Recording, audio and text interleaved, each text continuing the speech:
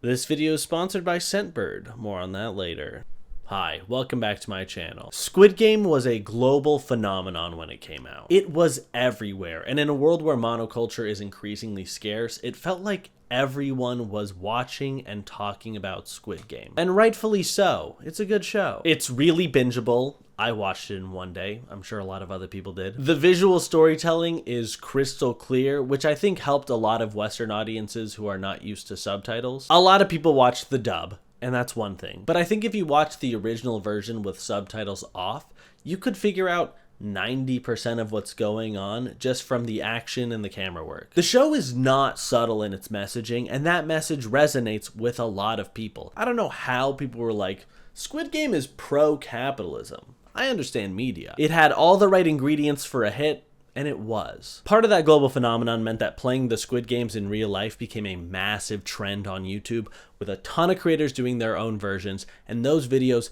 getting a ton of views. Mr. Beast's video was the most popular, unsurprisingly, and in just over 2 months, he single-handedly recreated a ton of sets from the show and wrote, shot, and edited his video, all by himself. And his hard work paid off. The video got more than 100 million views in the first 3 days, and now sits around 550 million views. But it's like a 26-minute video because it's interested in only keeping the juicy parts from actually playing the games. The show isn't really about the gameplay of the games. It's like the Hunger Games, where watching the games and seeing who wins is important, but it's important because of what that means for the story going forward.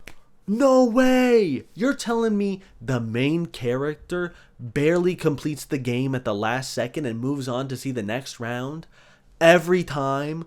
Like literally in all of the games, he completes them at the last second? What? That's crazy. And Mr. Beast's video has a very different vibe from the TV show. The video is upbeat, everyone's smiling and having a good time, and when players are eliminated, they're not killed. Instead, they win a cash prize of somewhere between $2,000 and $10,000. So in a world where the show is about how society is not structured to help vulnerable people and how people would literally risk losing their lives for the chance to not be poor anymore, and more YouTube videos of people playing the Squid Games in real life exist than any human could ever watch, Netflix has decided to make their own version of Squid Game in real life nearly 2 years after Mr. Beast made his video.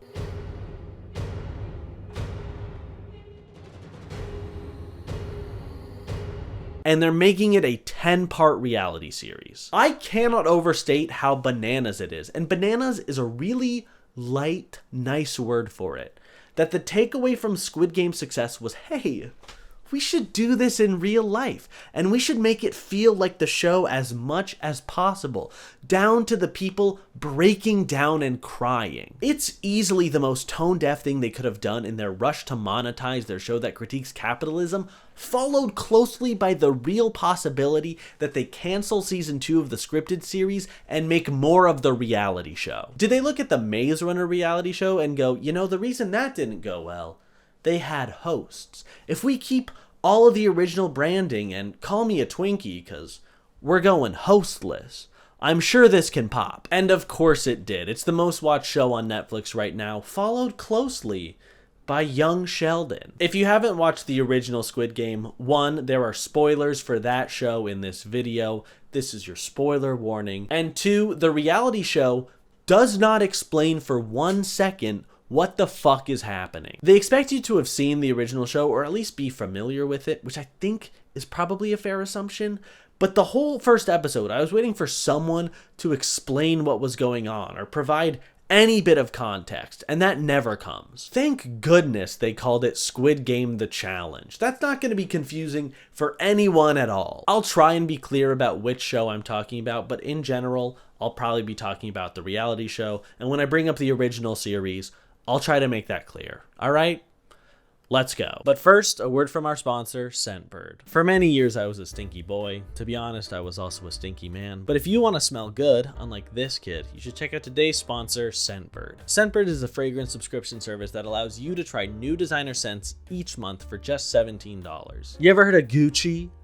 Prada, perhaps Juliet with a gun. These are all different designer brands you can try with Scentbird. If you don't know where to start, they've got a quick quiz to help you get started. Once you do, with each fragrance, you'll get a 30-day supply to try new fragrances before deciding if you want to buy the full-size bottle. I got 3 lovely scents. Intenso by Dolce&Gabbana. This one is like a very sophisticated man smell. It's got lavender, hay, basil, sandalwood, labdanum. It also feels wintry, which is nice because it is December after all. This one is also my girlfriend's favorite, which is why it's first. Dawn by Brown Girl Jane. This one has notes of raspberry, water lily, amber, vanilla Madagascar, and vanilla bourbon. It feels very confident, smart, and vibrant. Big Ellie Sattler vibes with this one, especially with that amber. And lastly, Vinessa Verbena by Sana Jardin is a brighter, more citrusy scent that feels very light, feels very fresh. With notes of lemon oil, verbena, neroli oil, orange blossom, and musk. This smell isn't gonna jump out at anyone. It's a nice detail that elevates a presence. Make sure to click the link below to visit Scentbird's website or scan the QR code and use my code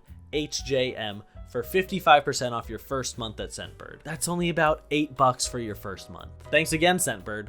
Now back to the video. The first episode starts with Red Light, Green Light, the first game from the original. And of the talking heads they do in the first 10-15 minutes, about half of those players are immediately eliminated and half of them survive through the game. I think I always will be competitive because Jesus had to compete. That means I have to compete. Thank God. Thank God. I know how to survive. I got to win. When they eliminate players in the reality show, they do not shoot them with a gun, thankfully. However, every player has a squib in their chest that explodes when they are killed, and it doesn't look like blood, thankfully, but it's still a really fucking weird thing to do. And why does it look like this? Oh shit, really? Do they all have the Venom symbiote in them? They look more like Daniel Day-Lewis in There Will Be Blood than Daniel Day-Lewis presumably at the end of Lincoln. Hi, Editing Harry here. Is it black to look like Squid Ink? Because it's the Squid Games? Jesus fucking Christ. The players were told to pretend to fall over dead when they're eliminated, and some of them do. But in the heat of the moment and the rush of it all, most people just look disappointed and frustrated that they lost their chance at $4.5 million. And then they remember, oh, I'm supposed to fall over dead, and they do that. Since the release of the show, people have threatened legal action against Netflix, claiming they got hypothermia and nerve damage because it was so cold when they were filming Red Light, Green Light. Hey, speaking of brutal conditions that make the reality show more like the original, they filmed this one game for 7 hours. This is someone talking to the BBC. I made it past the line in 7 hours. That was a very long time, but it's called Squid Game The Challenge. It's not an all-inclusive holiday in the Canary Islands. Fun fact, an all-inclusive holiday in the Canary Islands is the fake name that they're gonna use when they're tricking the next batch of contestants on Too Hot to Handle. 7 hours? Yes, you heard right. With the stakes high, a team of adjudicators, trained lawyers, had been examining footage frame by frame to spot who needed to be kicked out. But they don't tell you that in the show. They just say, "You have 5 minutes to cross the finish line. With that, let the game begin." And that dramatically changes how difficult this game is. When you see this contestant in a squat just kind of give up, it seems like they're going out easy. How are you going to hold $4.5 million if you can't hold a squat for 15 seconds? But when you realize they were probably holding that squat for 5, 10, 15 minutes in hypothermia weather before their gluteus maximus gave out, they probably could have cradled that money like a damn baby. One of the executive producers of the reality show said, "The anti-capitalist allegory is only one very small part of the actual Squid Game series," which just isn't true. The second episode is called Hell, and that's the episode where everyone is shoved back into the normal world. They're not playing the games when they're in hell. It was about how people come together when they're required to beat the game. It was also about how we're ingrained from childhood to be competitive. These games are all childhood games, and they're supersized, and it brings out this childhood competitive spirit in everyone. I love when people come together and murder each other and betray each other and tactically eliminate one another until there's one person remaining. That's the true spirit of togetherness. When Red Light, Green Light ends, more players are eliminated in the reality show than are eliminated in the scripted series. The contestants get to see the prison-style dorms, and they applaud. Oh my God. You have got to be kidding me. Let's go! I love living without windows. Next, it's time for everyone's favorite part of Squid Game. Chores! Players, it's now time for chores. Some people have to clean the bathroom. Some people have to peel a bunch of carrots. I'm assuming some people did a third thing, but I'm forgetting if they showed that or not. Why did they think this would be compelling television? The real reason this exists is while everyone is off doing chores, some players are given the opportunity to either give another player a boost or eliminate another player. You can give one player an advantage in the next game, or you can choose one player to eliminate. Your decision will be anonymous. Forget that you're wearing a microphone and that there are cameras all around you. This is anonymous. Nobody's gonna know. The eliminated player will be revealed now.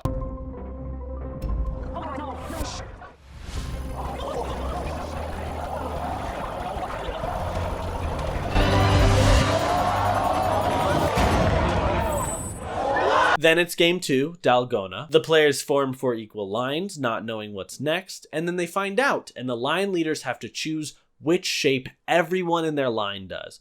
But only one line can do each shape. Obviously, no one wants the umbrella. That's the hard shape. But if the line leaders don't reach a decision in time, all 4 of them are eliminated. I would have loved it if literally every single player got out from people being stubborn in this game, but that's not the case. The first 2 sets of line leaders are taken out because none of them would choose the umbrella. Eventually a consensus is reached, but not before player 432 really establishes himself as the villain of the show.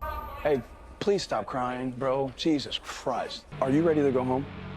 Are you ready to go home? What do you want to say? Answer my question. Are you ready to go home? Yes or Say no? what you want to say. Yes or no? Are you ready to go home? Shake my hand. Shake my hand. Shake my hand. He's breaking number. He's breaking. My God, if I'm finished, I'll come help you. Okay? Trusting the villain right now? Are we serious? I know I did the right thing. Somebody had to do it. Somebody had to put their foot down. God chose me, and I just went with it. He's not heartless, but he's definitely a stereotypically masculine guy who thinks he's better than everyone else. You control your own destiny. And the moment that you can control your mind and become mentally strong, then you understand that sympathy, it's only a weakness. He also gives the old line about how we all have a struggle, but he's better than everyone else because he doesn't complain about it. It doesn't make sense to me sometimes when people are like, life is so unfair. It's fair because the same shit that happened to you is the same shit that happened to me. I'm just not complaining about it. And I just don't think everyone has the same opportunity to win the games, but I'll talk more about that later. The game actually begins and everyone follows the technique from the show, which means there's so much damn licking in this episode.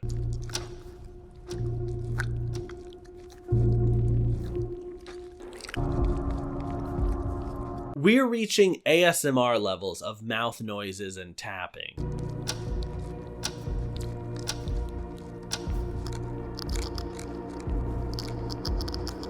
It's just the sounds of tonguing and scratching on repeat over and over again, and it takes forever because they go one shape at a time. So all the circles go, and then all the triangles go, and then all the stars go, and you won't believe what happens next. All of the umbrellas get eliminated. Not all of them, but most of them. It takes a long time and people are clearly nervous about this game. People cry, you see people with incredibly shaky hands, somebody almost vomits.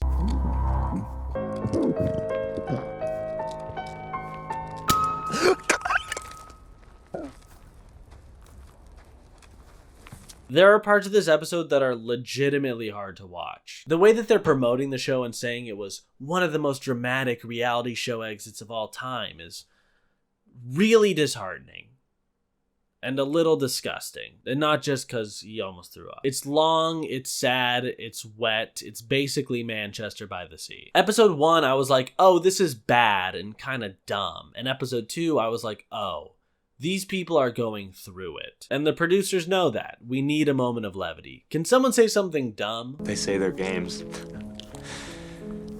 they're not. Thanks. This series has a really hard time finding a through line because we start with 456 people that we know nothing about, and contestants are being eliminated constantly. The two people from the Chores who had the power to take someone out get a ton of screen time in episodes 1 and 2 and are both eliminated in Dalgona.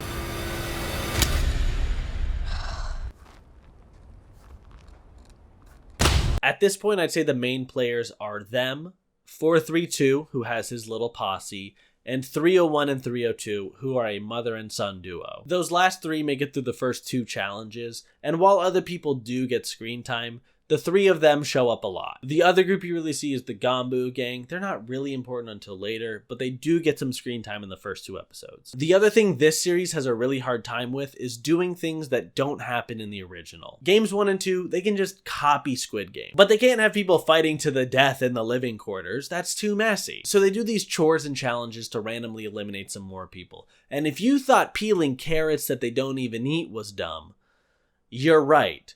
But just wait until you see the Squid Game phone. Oh, wait. Oh, the phone's ringing. Phone's ringing. Hello? Player. Yeah? I wanted to record a message for you to help you get settled in on your first night. The first time this guy picks up the phone, he is given a bounty of burgers and fries. The second time he picks up the phone, he has 2 minutes to get somebody else to pick up the phone. And if no one else does, he's eliminated. Chocolate muffin if you want it. Chocolate muffin? Yeah. Why not? No, you can take the phone if you want. This does not go well for the guy. He probably couldn't even get Fred and Angie to pick up the phone. He's out. In episode 3, we get some backstory on the oldest member of the Gambu gang, 232. I'm a beekeeper. I have such passion for my bees. I think about my bees every day. I just wonder if they think about me. I don't even have a joke here. I just think this guy is wonderful. My hobbies are too numerous to count. And one of them is growing orchids. And I have a large, life-size orchid flower on my leg for every grandchild with their initials in it, 18. And I hope to put a few more, although there's no more room. Hell yeah, dude. Fuck yeah. He's the oldest contestant, and he just seems like someone who has lived such a full life, and who continues to be so full of life. Everything I love, and everything I do in a big way. I don't do anything in a small way. My wife thinks that's one of my faults. But before we can learn too much about him, it's time for the next challenge. For the next game, teams will play head-to-head. Please divide yourselves into 8 equal lines. Alright, well there's 118 people, and they're dividing them into 8 teams, which means they can't. They can't do equal teams. They don't have the right number for it, which is a bummer, because game 3 is... What was it? We're about to line up and play tug of war. Ah, okay. Thank you. Someone starts crying because this whole thing is a lot, and 432 rolls his eyes because the weak should be eradicated. Oh my God, she's out there bawling, crying. For what? Control your emotions. This is not a game of sympathy at all. 432 assembles his team of mostly large, strong men because the game is... How have I already... This is tug of war. I see line 3, and I see Brad. His line is bad. They look weaker and smaller. Line 1 is the strongest line. We have a clear advantage. And his team is chosen first to play Battleship. This is not tug of war at all. I never said it was tug of war. I don't know where they got that idea from. And as soon as the game throws a curveball, 432 is pissed. The rules of elimination for this game are dumb, so I'm gonna explain it. The captain must fight. No, I'm gonna do it. Each team picks a captain and a lieutenant, a word no one has spelled correctly on the first try. They pick where to shoot, everyone else stands in the square of a ship. And then it's Battleship. First team to sink 2 ships wins. If you're the captain or lieutenant and your team loses, you're out. And if you're on a ship that's fully sunk, you're out too. Doesn't matter if your team wins or loses. It just means you can be on the winning team and be eliminated, or you can be on the losing team and move on. 432 is not the captain. He takes a spot on the smallest ship because it's easier to hide. And he is eliminated. B4, hit. Damn, you know, I really thought I was going to make it all the way. He's gonna get clowned for this a little, but Netflix will put him on another reality show, I guarantee it. He's just the right mix of charming and an asshole, which makes a really good reality TV star. I thought that the producers made a rule that you can't put your ships on the edge because nobody puts a ship there and no one takes a shot there, and doing that nearly doubles the odds that you'll get a hit. That is until both teams do it in the third round. Maybe other people are bad at Battleship? I don't know. In round 2, they try to manufacture some tension where there isn't any. I'll spare you the details, but one team is 1 shot away from winning, and the other team is 2 shots away from sinking a ship. Will they sink the second schooner before their big boat goes down, saving all 5 players on that ship? Yes. They get to shoot first, and it's a 50-50. So they'll get it on the first one and win, or they'll miss, the other team will hit a shot, and then they'll win. Those are the only 2 outcomes here. I can see both boards, so it's pretty easy to tell what's gonna happen. That whole thing upset me because in round 4, there is actual tension. The first team has a 50-50 shot, where if they hit it, they win. And the second team is guaranteed to win if the first team misses. I don't know who's gonna win. They don't know who's gonna win. That's actual tension. And with the game on the line, they either have to shoot up or down. We can see the other board, so we know it's down. But everyone on the team wants to shoot up. 5 or 8? What are we thinking? Who says 5? Who says 5? Who says 5? I'd personally go 5. They give the decision to 232 because he's going home if they miss. Doc, F5, F8. They cut back to the other team, bracing for impact. Did he make the right call? F8. Hit. Hell yeah, he did. That's my guy right there. Except I lied. They show 232 saying shoot down. Doc, F5, F8. I'll stick with 8. Doc says F8. So we know what's gonna happen. Come on, this is reality TV 101. When someone has to make a decision, you cut away before they say it, and then you watch as the consequences unfold. A few more handfuls of players are eliminated, and then we're back in the living quarters to see everyone's favorite, the Squid Game number pad. From Squid Game. Episode 4 is the most skippable. They're told there will be a public vote to eliminate 3 players. That's what the Squid Game number pad from Squid Game is for. They have a half hour to discuss, and slowly 3 names come up as the people who will be eliminated. I've heard many numbers. One of the biggest ones I've heard is Dr. V. The doc, they call him as well. Apparently 374 was like, I'm ready to go home. 161, I found him to be impolite, possibly rude. And then people vote for those 3 names. And 2 of those people go, oh, you want to vote for me? Well, what if I vote for you?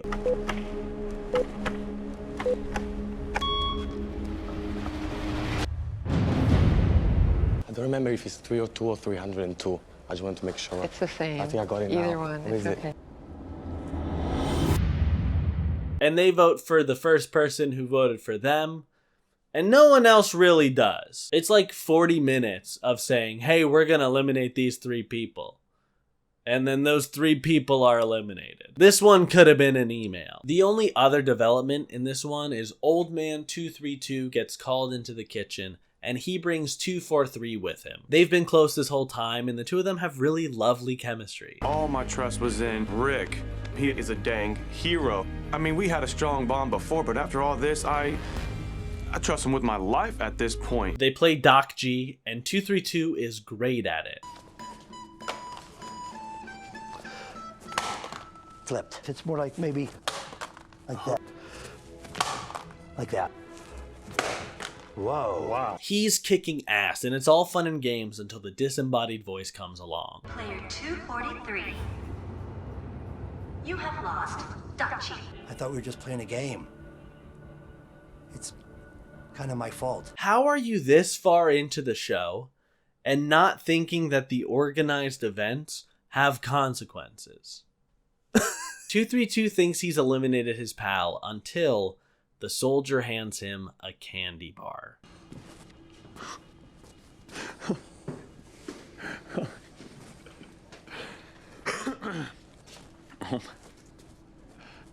You are something else, Gramps. That relief is palpable. And they got a sweet treat. How fun. Episode 5 has 5 players open Jack in the Boxes that either give them an advantage, let them eliminate another player, or eliminate them from the game. The first guy gets to eliminate 2 people, and he eliminates someone who's been messing with his alliance and someone who I have literally never seen before. Player 026.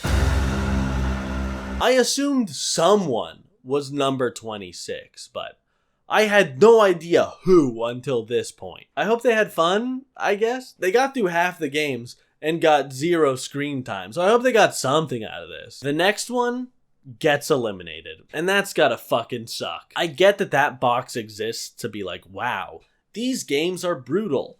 Anything can happen at any time. But it really just feels like people are punished for playing. Kind of like capitalism. Wow, this show's good. This show's good, actually. The next player gets to eliminate someone. I'm going to be eliminating player number 176. Oh. See, they don't even know their own numbers. How the fuck am I supposed to know who's who? The fourth player is given an advantage. I'm feeling good. I mean, getting the advantage obviously is the best box you can have. I am on cloud 9 right now. And the fifth player promptly eliminates them. 130. That don't even make sense. They also eliminate 243 and 232 before we even see them eat that candy bar. This is terrible. Every time you see someone long enough to recognize them, they're gone. Except for the mom and son, 301 and 302. They're still kicking. It's gonna get really interesting if we keep going here, you guys. Yep. And then there are only going to be people left that we care about. And there's player 222. He has such a distinct look. I feel like I see him all the time. And yet, he never gets to say anything on camera. They do some more chores, and this one lets them all get a reward if they complete it. And through that reward, they Trojan horse in the marbles. And that's where the first batch of episodes ends. The second batch of episodes dropped last week.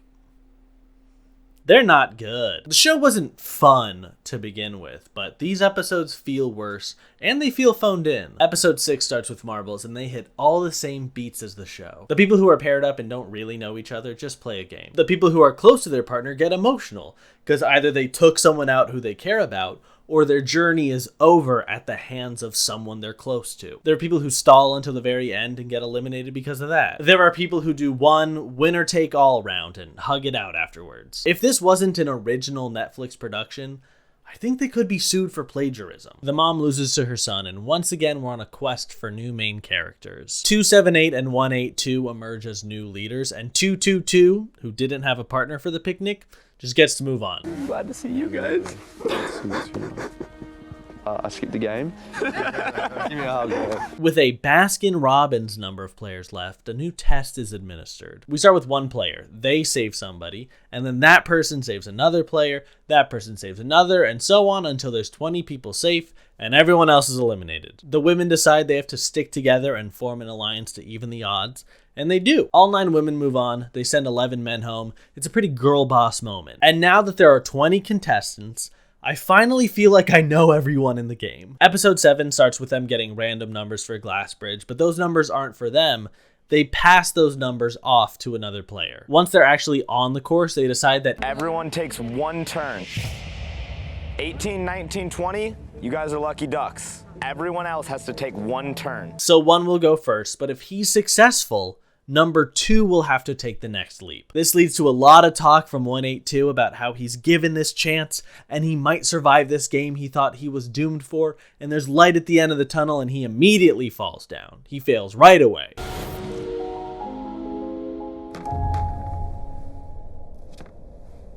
The players actually do stick to their 1 jump per person rule, except for number 4. Number 3 succeeds on his first jump, but number 4 will not go. So number 3 goes again and he succeeds on his second jump.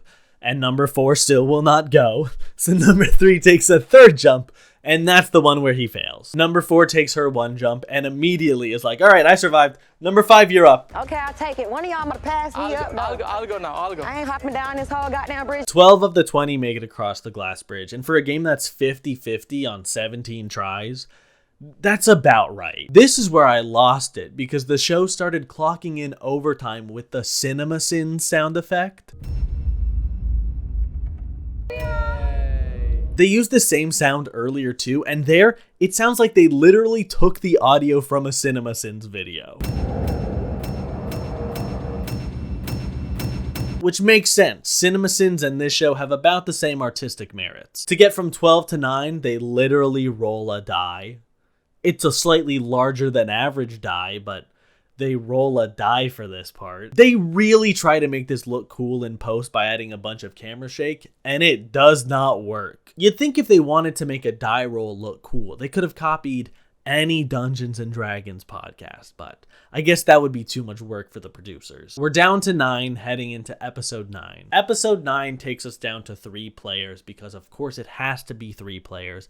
That's how many were at the steak dinner in the original. Remember when I said they have a hard time doing things that aren't on the show? The other thing this series has a really hard time with is doing things that don't happen in the original. This is the penultimate game.